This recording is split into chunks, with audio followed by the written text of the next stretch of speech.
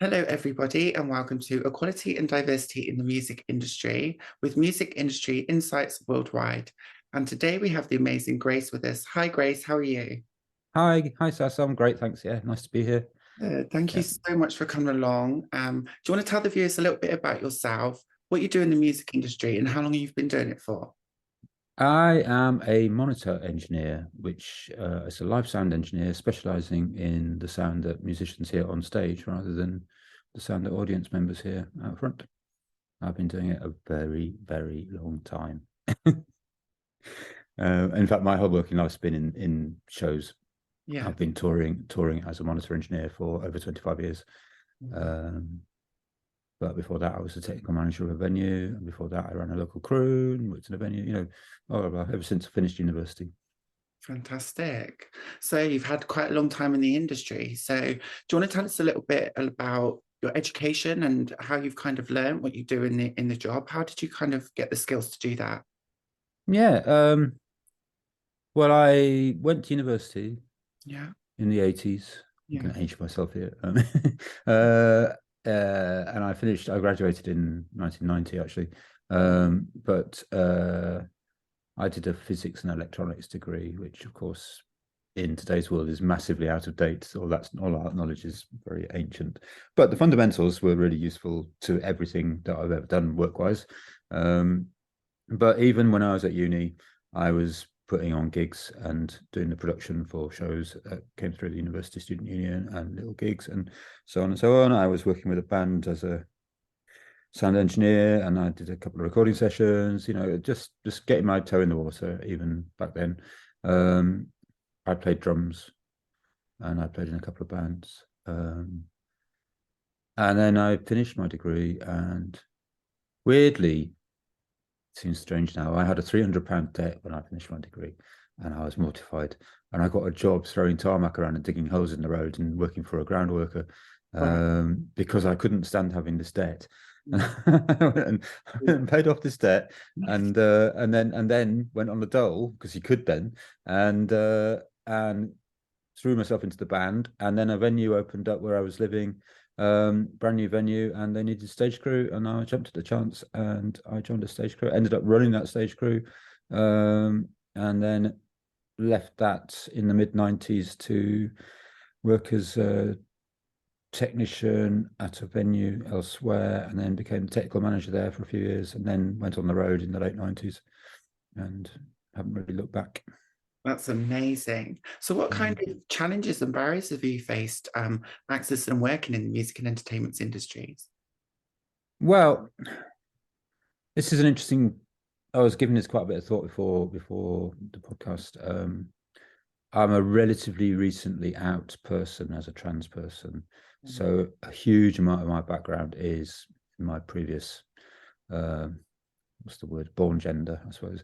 Um, uh, so that I bring a lot of male privilege with me because most of my experience has been gathered under my old guise, shall we say. Um, so it's a tricky question because I was thinking about it quite a lot, and um, could I twist the question around a bit and Of throw it back a course little you bit can. You differently? can answer it however you Um, want to answer it. I Instead of that, the challenge was to actually be honest about myself, and Mhm. I'd immersed myself in quite a male dominated sphere. I Yeah. think right through my career, even now, it's still quite male dominated, quite cis white male dominated. I think most people would agree with that. It is changing. I don't want to sound all doomy and gloomy about that, but I deliberately, I think, in some subconscious way, went into a sector where I couldn't be who I am Right. because of the classic sort of trans. There's a name for it, isn't there? Yeah. It's like a repression of your identity. But Yeah. and people join the army for the same sort of reasons, don't they, and stuff. And Yeah. I didn't give myself the breathing space that I needed, and that was a huge challenge to my well-being and my own inner health. And you know, I worked really hard at it, and I threw myself into my work, and of course, but um, it was the pandemic that gave me the breathing space, to be Wow. honest with you. And it was only then that when everything kind of crashed to a halt, Mm. that I couldn't avoid it anymore, really. And here we are. But it's Congratulations. kind of a different. Sorry, it's a different question, but and it's a different kind of answer to your question. But it challenges as a gender diverse person Yes. now are interesting. That's kind of, again, sorry, it's a slightly different question, but No, that's perfect. Let's talk about that. I've been since April last year, when the music industry really kind of got back on its feet. I've been very, very busy. Mm. I've this last year has been the first year I've been back in the full on touring fray as Grace, not old me, for pandemic reasons, really. And but then I've been all over Europe. I've been to the USA. I've been all over the UK, as Grace, and I was very much full of apprehension about how that would be. But I've got my passport, which says my name in it and my correct gender and so on, and it's all been absolutely fine. So, well, I say fine. It's been just as fine as anything else I'm doing. So, I've really enjoyed it, and I decided I needed to do this stuff to be good to myself and to be honest to my inner being, because my work has been a big part of me, and even though I'm modest about it, I'm pretty experienced, and I can do a reasonably good job. So I think I owed it to myself to be doing what I'm experienced in as Grace, and to see some of these places again through slightly different eyes, maybe. Um, the tribulations of it all are things like misgendering. Yeah. I don't get dead named or anything, because not many people know my dead name. So yeah, it's not the most straightforward question to answer. What about I bring my own little representation? mess of contradictions with me. So yeah. No, it's fine. And like looking at representation across what you do you see any other gender diverse people doing? I've met one of the lady who's trans woman, who I met I knew about her. She's a lady called Laura. She's a guitar tech, works for kind of rock bands, metal bands. And I knew of her existence, and we'd had a couple of text messages. And then I was doing the festival last summer, Mm. and I spotted her in the distance, and I was like, I think that's Laura. And I could see that she was looking over at me. And I just went, you know what, sod it. Hello. So, and broke the ice big time. But that was really nice. But we agreed between us that we were the only two visibly trans women that in touring crew world that either of us were aware of. Yeah. Now, that Yeah. doesn't mean there aren't other trans people out there, but I'm middle-aged. Laura's a bit younger than me, but she ain't super young. And maybe that's what we really mean. I don't know, but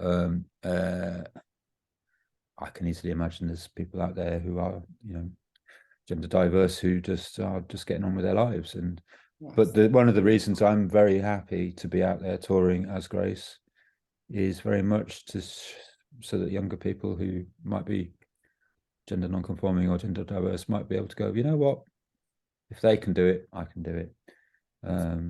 That's beautiful. And that, I think that's quite a motivation for me, to be honest. But I don't try and do anything particularly Just be yourself. pointedly because I'm trans. I just try and be me. I am basically the same person. I'm just much happier. Yes. So, So great. Myself, I totally get you. I totally do. I'm just blown away with you sharing all this information with us and to the viewers as well, because I think it's super important that other people understand some of the struggles and barriers. And how has that kind of impacted you? How has that impacted the way you feel? How has that is that added an additional layer on of what you have to do already? How does that work? um, not the opposite. I feel better. It's easier because I'm not. I think across my life, I mean, my story's complex, and we don't need to go into too much of it, but um, uh, we haven't got time. But I think I'll just try and get the words right. Sorry, I'll just take a moment. There was a totally fundamental lifting of weight from my brain and from my soul when I embraced it and did the whole coming out thing and got past that initial step.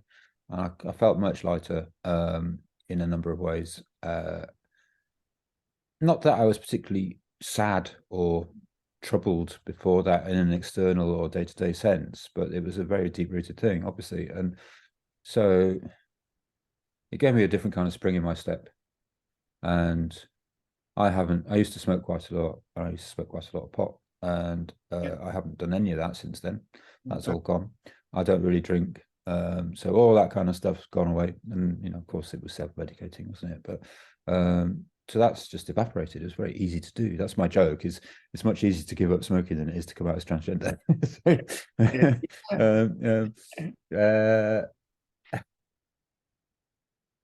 Oh, that's the amazing. work is the work, isn't it? And I think sometimes I raise an eyebrow when, because I'm still quite strong, and I'll still load a truck and I'll still throw flight kisses around, and I'll just walk up to something and go, I was always strong. So deal with something and people are Very like, inspirational. oh. And I can still call it, and I've still got quite a male voice, and I can still bark orders across a room and admonish people for doing something stupid, and I have a certain amount of seniority in what I do, and so it's quite fun to confuse people a little bit, to be honest, but that's just the cheek in me. I'm a bit cheeky, so It's a transition as well, isn't it? And it's a step yeah. process. There are some of the challenges that I face are very personal, and they're more internal than anything else. Yeah. um there are days when I catch myself thinking I'm behaving as like old me. Mm. Now that's a double-edged sword, because I am still old me, really. I'm just me, right? Yeah. Um and I don't want to lose that person, because it's just the same person, and it would be wrong to go, that's then, this is the future. I need, for You build my way of being as a person, I need to just move it forwards and carry on. growth. um Yeah. but it still niggles, and it still gets in the back of here somewhere, that I understand. that's the guy version of me being that person, because that's my background, that's my experience, and that's the curse of the male privilege. Is I I've, it turns into an imposter syndrome thing, is the short answer of that. But and that can do your head in, as I'm sure people know. Imposter syndrome is it's a toughie. But um, and there are days when I think maybe I shouldn't do this anymore. Maybe I should find something else to do, because I can actually not have to tussle with all that stuff. No, you can't. Um, Don't but you I have? can't stop. I mean, this is my best chance of earning a living anyway. Yeah. I haven't got much choice in You're the matter. waiting for it to start. And I'm good at it. So, I kind of need to do it, and That's I need to represent as well. So I've got some good motivation. But yes, it definitely, there are some days when that's a bit of a thing. I challenge. won't lie about it. And then there's other stuff like, there's personal space on a tour bus is, but that, ask any woman who's been on a tour bus about that. Yeah. That's nothing special and nothing new, and I'm not going to preach to the choir about it. It's Pour it slightly back. more, there are days when, to get a little bit over detailed, I can't, clean myself up and present properly, because we've been on a long bus ride and we're straight into work when we get there, and that's the reality of work. And I just have to get over myself and go, oh God, okay then, and oh yeah, but c'est la vie. But you're And smiling and you do it. So that's the main thing, right? As long as you're doing well, yeah, it, yeah, smiling, yeah, that's the main thing. yeah. So and I think there's some slightly odd bits of that which come with being a trans woman, Mm. even more so than perhaps being a trans man, actually. But I need to spend a little bit of time in the bathroom before I can, Great point. present properly, not to put too fine a point on it. So that can get inside your head a little bit, like, oh, but at the same time, I am very, very thick skinned, and I can just Gotta get be. on with it, and Yeah. I'll internalize that stuff and just deal with it. So Yeah. yeah. Thank you Yeah, so the much. misgendering thing's interesting. I do a lot of travel. I get on planes a lot. I get on trains a lot. I get on, whatever. And I was on a plane going to New York, coming back from New York, I think it was in November. And when the cabin crew do the trolley up and down the aisle, and they bring Yeah. out the drinks or the meal, and there's two people, one on either side of the trolley, and there was a lady with her back coming up the aisle, and she leaned over. Excuse me, sir, what would you like to drink? And then I got my drink, and then the guy who was coming and seeing the back of my head was, "Madam, what would you like to eat?" It's like with him like that, and it's like, this is really, really annoying. If he could do it, why can't you? Then I realized that she, whatever. There's no aspersions or not, it's kind of just whatever. But it was really weird. I was just like, wow, that's within 30 seconds of each other. Yeah. One's right and one's wrong, and Yeah. neither of them are actually trying to do anything correct or wrong. They're just working. They're just doing their jobs, and it's like that's really kind of odd. And But the longer you do something as well, the easier it becomes. And the more you yeah, it gets in. It's funny. It's like in the sort of hospitality industry, the service industry of hotels and travel and stuff. People are trained to sir and madam, aren't they? And yeah. it's polite and formal, and part of the service industry is you get trained to say these things, right? Yeah. And it's like I've got to a point now. It's like, why do they have to even just say either of them? And it's not necessary. You can still be polite without saying sir or madam. And look at me. Smile. Yeah, I'd rather that. Yeah.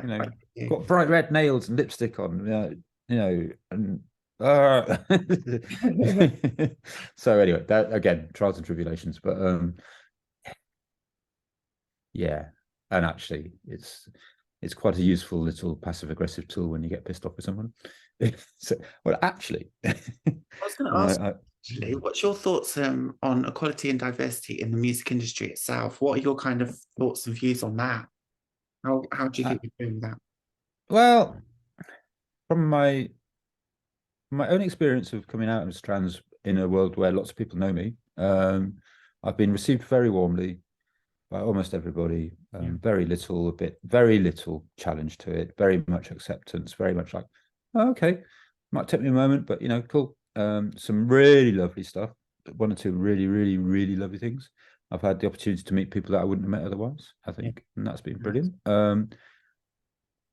But in the bigger picture, it's quite interesting because talking to people, it's like, well, it is very open industry. It's a very creative world, so you're going to be fine. And that kind of assumption is there within and without the industry. I think that because it's full of creatives, it will be open-minded. But it doesn't mean that there's lots and lots of diversity and equality. It doesn't actually exist that broadly. And I think, like I said earlier, I bring a position of privilege with me from my background. And I'm changing within that privileged position. So I'm not quite seeing it where I'm not coming in as a 25, 30-year-old trans woman going, I want to be a roadie. I'm changing within the job, within a position where people know and respect me for my work. So it's a really strange place to be. And I realized that. And, we can get into an intersectionality conversation here, but it's a tricky one because actually there's definitely less women around than there ought to be. People who are queer in any way probably keep it to themselves quite a lot, I would say. It's not like a place where you couldn't be outwardly queer, but people just tend to keep a lid on it. It has the background, especially the touring roadie world, has that background from the past of being a very cis white male, rough and ready world for sure. And roadies have a reputation from the old times, don't they? But that's gone. I mean, a lot of those people have retired and left. And interestingly, I think the pandemic was a bit of a wheat and chaff moment for my brethren, and some of the more archaic types just haven't come back. Yeah. Yeah. I think there's hope and there's positivity for the future, but I don't think it's where it ought to be. Yeah. And I don't know what to do about it. That's, like I was saying to you earlier on, one of my motivators for carrying on in my business, my industry, is to just be there and be visible. And, I accept that I'm a visibly trans woman, and therefore I ain't going to hide that. I can't hide that. So just crack on. And if anybody sees like, oh, Grace is doing it, that means I can too. That's a win, right? Beautiful. That's empowering. That's inspirational. That's educational. That's a role in itself. And you should be super proud of yourself. Like you said, you're doing something from the inside out. I see quite a few artists now in the performance side of the industry where I'm starting to see more diversity within trans and gender diverse people. But I am concerned about the music business side of things, where I think we still need to do quite a lot more than the performance side.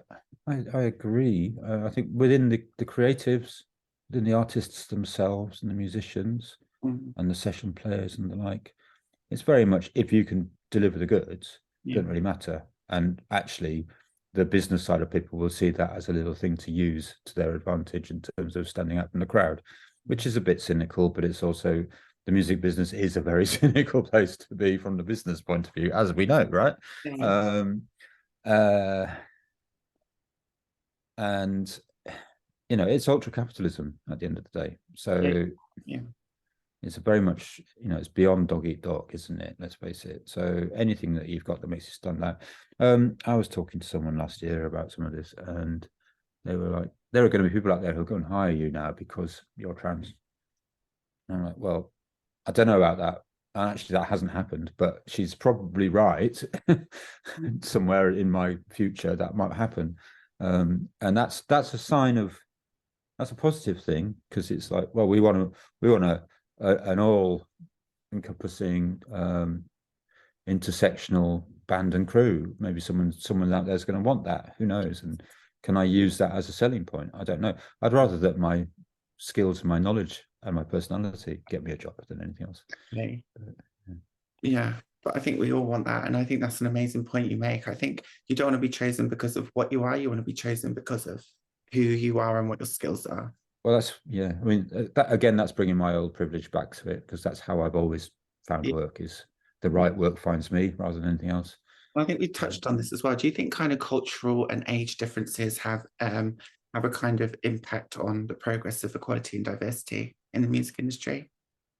Yeah, I think, as like you say, we sort of brushed against it. As I'm not young. I've been doing it a long time, and I've definitely noticed that some other faces haven't reappeared since the pandemic. So there's people I've known all my career who've disappeared. There's a gap at the bottom of the age range, because there's a lot of people who haven't done gigs for 2 years who are now suddenly in at the deep end. So there's an experience gap at both ends of that spectrum. I think, therefore, people who are good and are suited to the life, because it's quite vocational doing what I do. It tends to not let you go as well. That's what kids have always asked me, how do you get into it? And my stock response is, actually, you don't get into it. It gets a hold of you. And if it's into you, it will never let you go. It's lovely. And it seems to be true. I know people have stopped and then just had to come back because they can't really hack it being at home and stuff. So does being in the music industry affect your mental health? I think you've answered some of that already, but can we just elaborate on that a little bit more? So would you say it's affected your mental health and your well-being? I think it affects everybody's mental health. It's full on. It's intense. It's an all-encompassing, immersive experience working in this industry. If you're doing touring, if you're traveling the world, getting paid to sit on an airplane and be ready for a work and do something quite intense as a job and quite specialist, and it's a long day, and then you're doing it again tomorrow, and blah blah blah. It can't not affect people's well-being. In the many years I've done this, I've had lots of dear friends who have either been or become functional alcoholics, functional drug users, all sorts of things. and it's all self-medication. Yeah. It's I have an allotment at home, which is a really useful grounding device, basically, as well as being lots of fun. I love It's my zen space, and it's where I ground myself by coming back, fly back from, I don't know, wherever, Los Angeles. And the first thing I'm thinking about when I've got a few days to myself is go and check on my vegetables, you know. So, and you're being self-efficient as well. You're being super efficient. So that's really good. yeah, no, it's a hobby. It's not self-sufficient. And even after 10 years of having an allotment, I'm not really very good at it, but it doesn't matter. It really doesn't matter. It's about being outdoors and doing your own little thing. And it's actually what it's really about is stuff that takes place over a period of time that has a different flow to it, because doing shows is like a rolling, every day is an achievement, and you roll and roll and roll and roll. But it's like you reset every morning. Yeah. And you're trying to do the same thing with a slightly different set of challenges every day.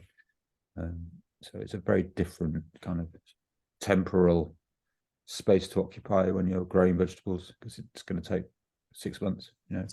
Yeah, it takes time. And I think we've touched on that a few times. I think it takes time, patience, and perseverance, right? Very much. Yeah. So what would you like to see improve in the future in the music and entertainment industries? If you could say one thing, what would you like it to be? More diversity, more inclusive. Well, the inclusivity I think is there. It just needs to be engineered into a bit, you know, more open format. But I think that diversity is there waiting to happen. I know plenty of women who work in the music industry. But it's just numbers, you know. Yeah. It's not an even spread, and it's not an even spread on a racial basis. It's not even spread on a gender or sexuality basis. It's just not even numbers. And everything that happened, if it was more representative of the percentages in the world, it would be better, wouldn't it? And because you know, variety brings balance. That's right. And you get different points of view that balance things out. And I've been on a couple of tours and kind of groups of people over the years where the gender mix has been much closer to 50-50, and they've been fantastic. And very, very interesting comparison to all male situations and so on, and much more pleasant, but I might be biased. But yes, diversity beyond just, you know, men and women is still very uneven and patchy. I mean, I suppose in some musical spheres, you know, you can start talking about, you know, the hip hop scene, or as opposed to the heavy metal scene, you know, there are very clear differences. But some of that's about specialisms, and I don't think that'll ever really mutate too far, will it? Because it's about being a specialist in something. That's right. That's right. You know, and we do live and work in a very specialized environment. Yeah. You do need to be, and I don't have a specialist style of music, but I have a very niche job, and I think my CV ends up getting me more gigs because of that CV being what it is. Those gigs will come in certain directions. So, amazing. If you want to share any major wins or successes, or if there's any way that the viewers can contact you, or if they wanted any advice, is there any links or anywhere that people could get hold of you or contact you? I'm on LinkedIn. You can find me on LinkedIn, Grace Howat. That's probably the easiest social media way. I've got some creative stuff that I do, but that's not really work related, so it's probably not the right thing to share here. I'll share them in the bio below. I'll share all the links in the bio below as well. So but yeah, I'm definitely there. I don't post a lot, but I do read LinkedIn posts, so I'm around. If people want to message me, that's fine. That's amazing. I've learned so much, and thank you again for coming along and chatting to us today and just sharing your views, your experience, and your knowledge. It's been fantastic. Oh, that's very flattering. Honestly, I don't feel I've got that much to share, but it's you do. I'm always happy to have a chat. And thank you. Yeah. Thank you. If anybody wants to have a chat, if you want another chat sometime, no worries. I'm sure we'll be talking anyway. But certainly will be. We certainly will be. Thank you. If anybody's out there at a festival on a stage, have a look at Monitor World and look out for me. you can't really miss me. So Help for Grace and Monitor World. I'll be putting that down in the do come and say hello. That's all Come and fine. say I'm hey very to Grace. friendly. I'm very approachable. Yes, I might not look like it, but I you am. are indeed. Especially when I am in full flow. And that's the invitation from Saskia. So make sure you go and say hi to Grace. And thanks Yeah, again. you're very welcome, Sas.